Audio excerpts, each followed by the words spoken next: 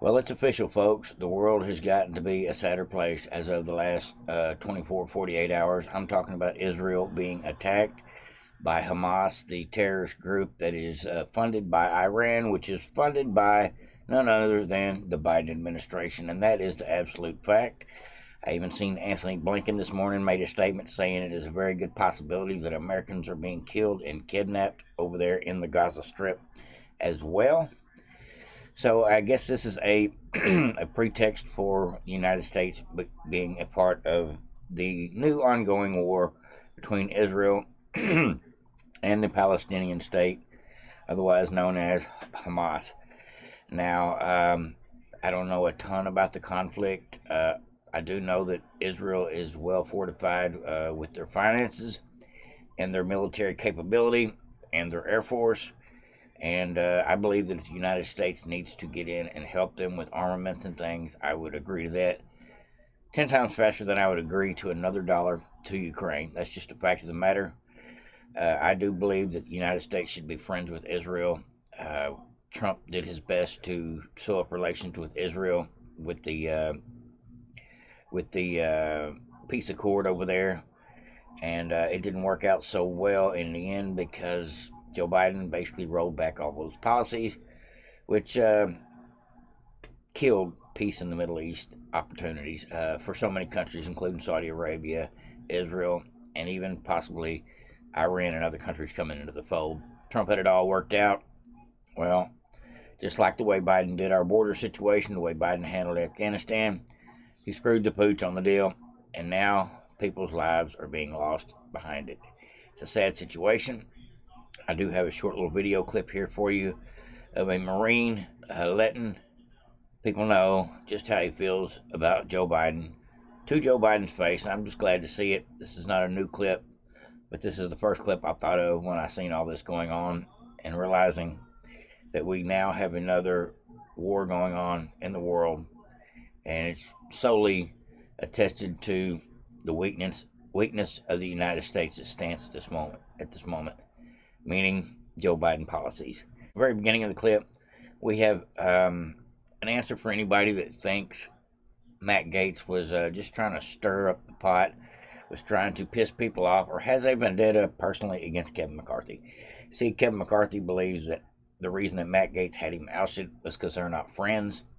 And truth be known, the reason Matt Gaetz had him ousted is because Kevin McCarthy is a spineless, lying, empty promise, Democrat, bipartisan loving conspirator, as far as I'm concerned. He is one of the people that has done his best to conspire to help destroy this country.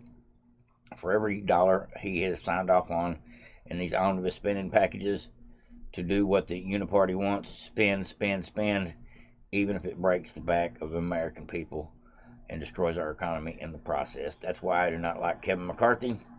I did put up with him and even said a few nice things about him in the beginning of his term when he allowed these committees to come together. But truth be known, Kevin McCarthy had to go. And from this point forward, folks, it gets better from here. We're going to have Jim Jordan in there as our speaker. He is a Trump-loving, MAGA first, America first kind of guy. Him and Scalise as well, Steve Scalise as well. But I would have to say Jim Jordan is probably, in my opinion, the better choice, because he will not only defend our country, but he will defend the rights of all our citizens, including President Trump. So it's great to have the House will be controlled by one of these, what Hillary Clinton would call a deplorable or an extremist, a Jim Jordan type, and I'm just glad for that. Now let's go ahead and get into this video here. This is an explanation of what really is the answer of why Matt Gaetz did what he did. And if you don't agree with Matt Gaetz trying to oust Kevin McCarthy because of the chaos that it caused, don't worry, folks. By Wednesday or Thursday, they will have had a secret vote cast. They're going to come before the House after they know they've got the number 218, 219, just enough to get us through. Maybe all 222 at this point. But at any rate, it's going to happen. By the end of next week, if not Wednesday or Thursday, we will have most likely Jim Jordan as Speaker of the House. Trump endorsed Jim Jordan as Speaker of the House, and that is a huge win for the country, folks, if nothing else. But let's go ahead and get into this. If you stick around to the end, got a couple little short clips, a little comical puppet show from Family Guy as a end trailer, and just a little bit of what's going on with Sippy Cup. Here we go. In the Middle East following the stunning ouster of Congressman Kevin McCarthy. In a motion brought by Florida Republican Congressman Matt Gaetz, 8 House Republicans sided with all 208 Democrats to force the removal of McCarthy as Speaker. McCarthy says Gaetz has a personal vendetta against him, which Gaetz has denied. I spoke with both men on this program in the last month. Watch.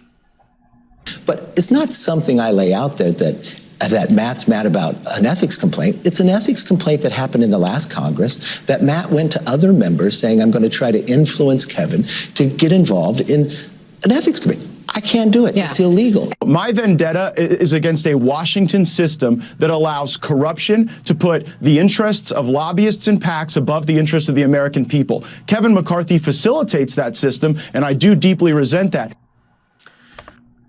Well, there you go, folks. For anybody that is believing the left-wing media that Matt Gaetz has got a vendetta and is trying to personally take down the Republican Party by ousting Kevin McCarthy, no, it's actually probably one of the best things that's been done for the party in a very long time. I must say I would support Matt Gaetz in any situation over Kevin McCarthy, just on record policy and track record alone.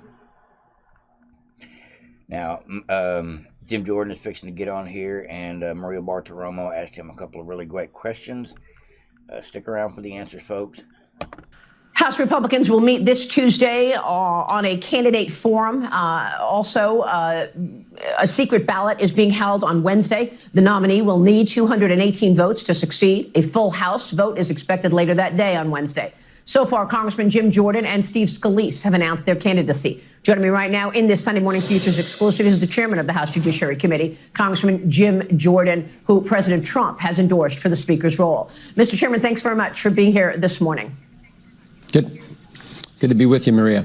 I want to first get your take on the war in the Middle East, the war on Israel, and whether or not this is created a heightened need for an expedited process to get a speaker in place.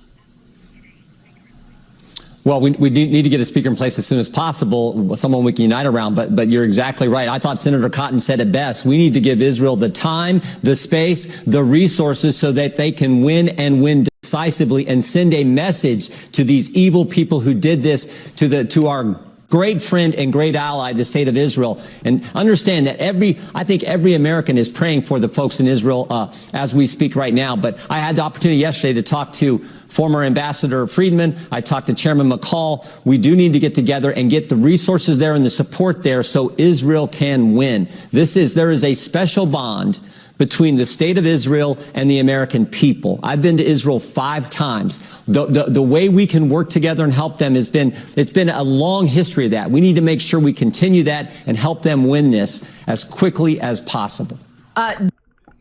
You notice he said there's been a great bond between Israel and the American people. Normally he would say the United States, America, has a great bond with Israel and has had a great bond with Israel for several years. But he can't say that now, since the minute Biden showed up in office. Biden waited months and months and months to ever even call Netanyahu, deal with the prime minister at all on any level. He basically snubbed him and has basically let it be known that Israel is obviously not our biggest concern over in the Middle East. It seems like leaving stuff behind in Afghanistan and supporting this Iranian regime, $6 billion after a 5-for-5 hostage swap. This sounds to me like paid financing of a military operation, right out of the pockets of Americans, straight into the pockets of the Iranian terrorists, funded solely by Joe Biden policies. And that's just what I have to believe at this point. It is what it is, sad as could be, but due to Joe Biden's weakness, we're now seeing not just the United States fall apart, but different parts of the world fall into chaos as well, just behind the weakness alone. Do you support additional funding to Israel? What do you want to see in terms of that support? What does that look like? I want to give them what they need to win. And we've been doing that with David Sling and Iron Dome, these weapon systems that we've worked together with Israel to make sure that they can defend themselves and stave off all these evil terrorists who want to come and attack the Israeli people. So I want to do what it takes to win this. But I think Senator Cotton was right. Typically how these things shake out is after a while, there's this push to have Israel restrain themselves. No. Not like this. This happened on the 50th anniversary of the Yom Kippur War. It happened on Shabbat. This was intentional evil actions by these terrorists, and we need to make sure that they have what they need to win and send a message to stop this kind of ridiculous stuff and take action against these people who are doing these terrible things. What he's saying is the fact of the matter that Israel is already retaliating, but not only going to retaliate for the bombings and actions of these terrorists, but they're going to attack with the full force of their ability, with their military. And like I said, Israel has already put out a warning to everybody in Gaza. If you're a civilian, you got about 24 hours to get out because it's fixing to get ugly. The infighting of what's going on in the country of Israel, to the missiles flying back and forth between Hamas and Israel, it's only going to be more carnage for people on both sides. There's no two ways about it. Hopefully, like Jim Jordan says, they can squash this terrorist cell before it gets too out of hand with the funding and backing of American military leftovers and Iranian interests. Such a sad situation. I knew this was going to happen when we left all our military equipment behind. I knew eventually it would be used not just against the people of Israel, but against each other over there. And in due time, eventually, it'll be Americans being killed with our own weapons that we left behind for these terrorists to use against us and our allies. All right, let's get back into it, folks. Let me turn to the speaker's race and this candidate forum on Tuesday and then the vote on Wednesday. Can you walk us through how this plays out? Well, I'm running because, look, I think I'm the one candidate who can unite our conference and then go tell the American people what we're doing and why it matters to them. Why it's important to their family, to their community, to their small business, why it's important what we're doing for our country. The American people right now, Maria, I think they are so thirsty for leadership. And I don't think they're seeing it from the White House. I don't think they're getting it from the Senate. House Republicans need to unite and show the country that we're fighting for them. Think about what they see every day. Crime in the streets, 10,000 illegals coming across the border every single day. The price of food, what it costs to put gas in their car. I mean, they are hungry for leadership. We need to come together and show the American people we're fighting for the things they care about that will make a difference for our great country. As Speaker of the House, what would be your direction in the face of war in the Middle East right now?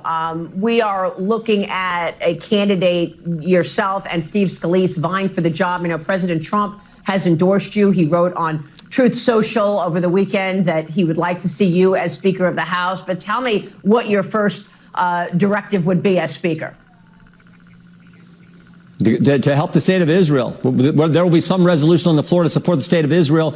We will consult with Chairman McCall. We will consult with the Senate. We'll work with the State Department and the White House. But that is something that I think gets bipartisan, bicameral, full support from the United States government. Because again, this is our great friend and great ally, the state of Israel. So I think that's front and center. And then, frankly, the next order of business is to deal with what's coming on November 17th.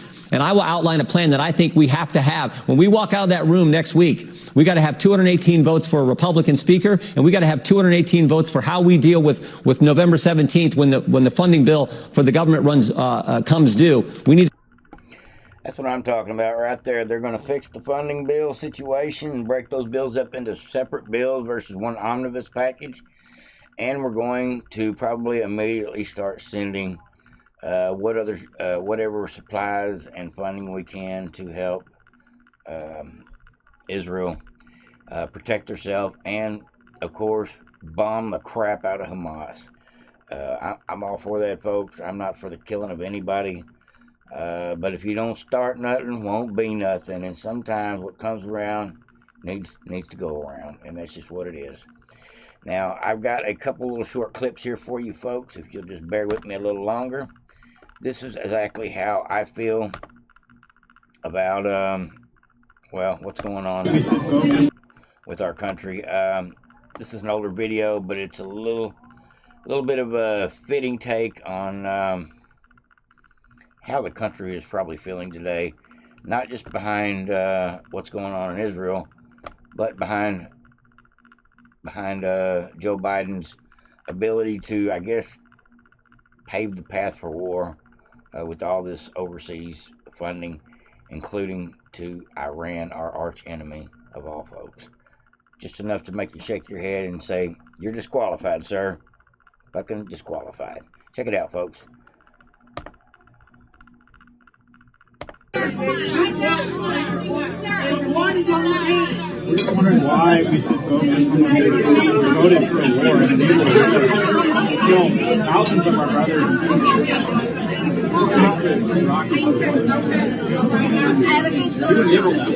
You also gave a medal to the man who enabled that war in Kosovo. Your blood is on your hands. You're disqualified.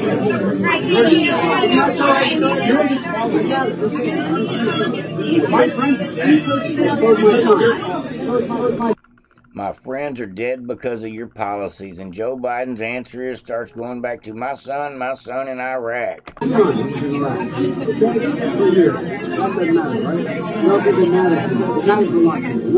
it does. I'm not going after your son. Well, my brothers and sisters died in Iraq and Afghanistan. Trump is more anti-war. We actually fought in your damn wars. We fought in your wars. You sent us to hurt civilians. We hurt civilians. You pushed us out to do it. No way he can be president.